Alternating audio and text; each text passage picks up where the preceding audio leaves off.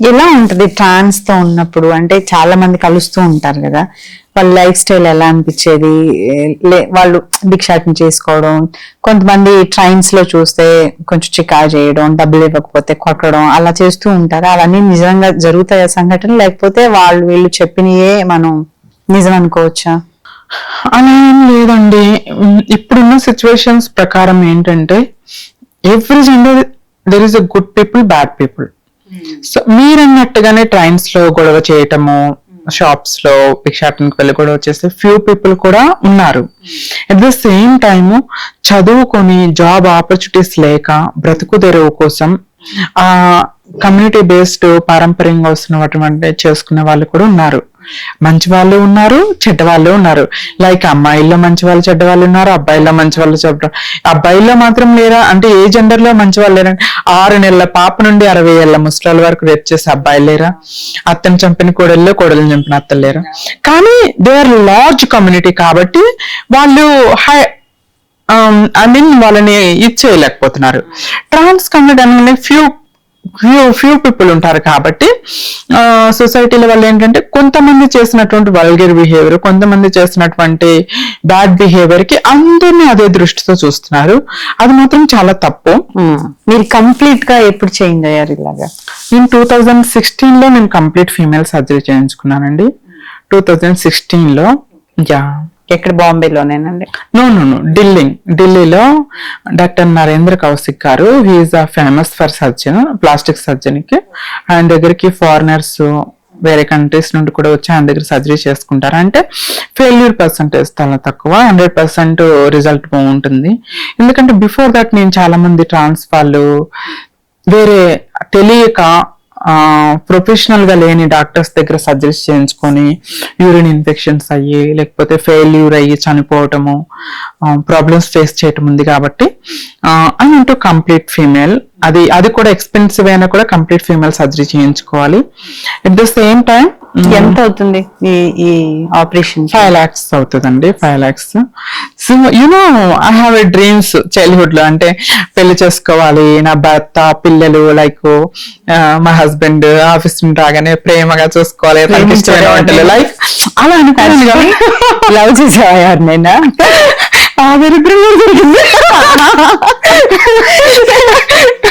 ఏం చేస్తూ ఉంటాడు, ఎక్కడ లవ్ చేశారు, ఆ స్టోరీ చెప్పండి కొంచెం. అయ్యో, అది ముగిసిపోయిన చాప్టర్. బట్ మన లైఫ్ లో జరిగిన ప్రతి విషయం నుండి కూడా మనం మంచిని నేర్చుకోవాలి. ఒక గుణపాఠం నేర్పిస్తుంది అంటారు కదా. ఏమో మేబీ అది జరగటం వల్లే ఈ రోజు నేను సక్సెస్ అయ్యానేమో అని నేను అనుకుంటున్నా. బిల్డ్ అవుతుంది ఫెయిల్యూర్ నుంచి. I was relationship with one boy. 4 years relation లో ఉన్నాను. లైక్ నేను లేకపోతే బ్రతకలేనన్నాడు, నేను లేకపోతే చచ్చిపోతానన్నాడు, నేను ఒంటరిగా ఏడుస్తున్నాను, మా అమ్మ నాకు తోడుండమని, లైఫ్ లాంగ్ తోడుండమని పంపించిందని చెప్పాడు. అంటే I don't blame that guy. He seriously loves me.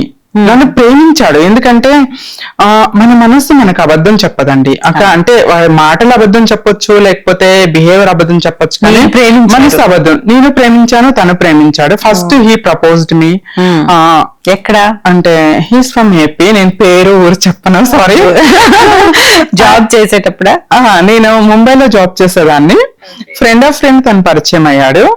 So తను ఫస్ట్ ఫ్రెండ్లీగా ఉన్నాడు, తర్వాత హీ యూస్ టు కేర్ చేసేవాళ్ళు. లైక్ అప్పుడు మా అమ్మ చనిపోయిన డిప్రెషన్ లో ఉండి ఏడ్చుకుంటా ఒంటరితనంలో ఉండేదాన్ని. సో తినే వరకు మాట్లాడటం, ఎప్పుడన్నా నైట్ టైం ఆఫీస్ నుండి ఇంటికి వెళ్ళే లేట్ అయితే ఇంటికి వెళ్ళే వరకు ఫోన్ లోనే గైడ్ చేయటము, like that much of caring చూసాను. ఫ్రెండ్ నుండి తర్వాత తను నాకు ప్రపోజ్ చేశాడు. ప్రపోజ్ చేసినప్పుడు నేను కంప్లీట్ ఫీమేల్ సర్జరీ చేయించుకుంది కూడా ఒక రీజన్ అనమాట.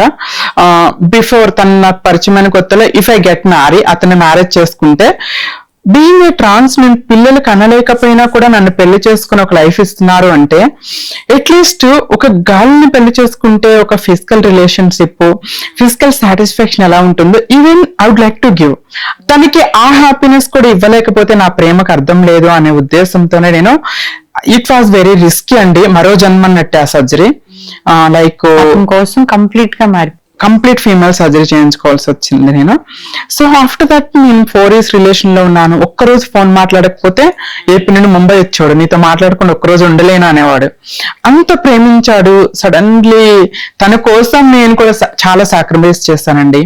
అంటే నేను ఆ జెన్యున్లీ లవ్డ్. ఒక అమ్మాయి ఒక అబ్బాయిని జెన్యున్ గా ఇష్టపడితే ఎంత ఇష్టపడుతుంది అనేది ఐ ఫేస్డ్ యూనో.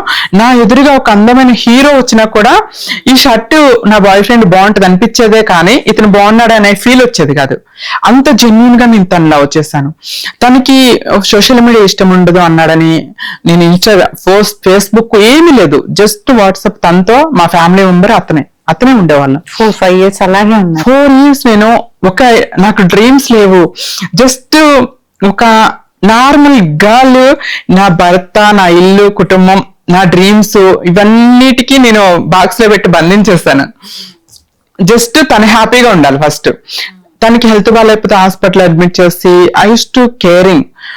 లైక్ నేను నైట్ అంతా నిద్రపోకుండా ఉన్నా కూడా మార్నింగ్ లేసి తనకి ఇష్టమైన ఫుడ్ బ్రేక్ఫాస్ట్ చేయటం, టాబ్లెట్స్ టైం కి. Like he cried literally. మా అమ్మలాగా ప్రేమగా చూసుకున్నావు హాస్పిటల్లో ఉండి అని. Like I became his mother. ఒక అమ్మలాగే చూసుకుని నేను ఫస్ట్ నుండి అలా అనుకున్నాను. ఎవరైతే నా లైఫ్ లోకి వస్తారో తనని నా అమ్మ నన్ను ఎలా చూసుకుందో అలానే చూసుకోవాలి, కేరింగ్ అని కొన్ని మోరల్స్ ఉంటాయి కదా మనకి, అలా అనుకున్నాను. తర్వాత 4 years మంచిగానే జరిగింది. అంటే ఒక రిలేషన్ లో ఉన్నప్పుడు సిల్లీ ఫైట్స్, క్యూట్ అవన్నీ జరిగాయి. ఫైనల్లీ వన్ డే అంటే తన కజిన్స్ కి వాళ్ళందరికీ నన్ను ఇంట్రొడ్యూస్ చేస్తాడు. తను వచ్చినప్పుడు వాళ్ళని తీసుకొచ్చావు, వాళ్ళందరూ వదిన అంటాం. తనకి బావయ్య వాళ్ళకి నేను రాఖీ కట్టి అన్నయ్య అని పిలవటం. ఒక రిలేషన్ బాండ్ అయింది. తను మా ఇంటికి వచ్చేవాడు, మా బ్రదర్ సిస్టర్స్ తో మాట్లాడేవాడు, లైక్ వాళ్ళ రిలేటివ్స్ తో నేను మాట్లాడేదాన్ని, రాఖీ కట్టి అట్లా ఉంది. సడన్లీ వాళ్ళ కజిన్ ఒక అబ్బాయి నాకు ఫోన్ చేశాడు. ఫోన్ చేసి వదిన అన్నకు మ్యారేజ్ సెట్ అయిందన్నాడు. I was shocked you know. Before నేను చెప్పలేదు, నాకు చెప్పలేదు అబ్బాయి. నేను రిలేషన్ లోకి వెళ్ళేటప్పుడే చెప్పాను, నేను ఒక అమ్మాయిని, నువ్వు పెళ్లి చేసుకుంటే ఒక అమ్మాయి నీతో ఎలా ఉండగలదో అలా ఉండరు. కానీ నాకున్న ఒకే ఒక డిఫెక్ట్ ఏంటంటే నేను I can't give birth baby, పిల్లల్ని కనలేను. క్లియర్ గా చెప్పా, నీకు ఇష్టమైతే రిలేషన్ లోకి వెళ్దాము అని ముందే చెప్పా. He said okay. పిల్లల్ని కనలేని అమ్మాయిలు కూడా చాలా మంది ఉన్నారు, అలా అని పెళ్లి చేసుకోకుండా ఉంటున్నారా ఏంటి. తనే నన్ను మోటివేట్ చేశాడు. ఆర్ఫనైజ్లకు వెళ్ళి బేబీస్ కోసం ఎంక్వైరీ చేశాడు. ఆర్ఫనైజ్ లో బేబీని అడాప్ట్ చేసుకుందాం అనుకున్నాడు. ఫైనల్లీ ఆ తర్వాత ఐ వాస్ అప్సెట్.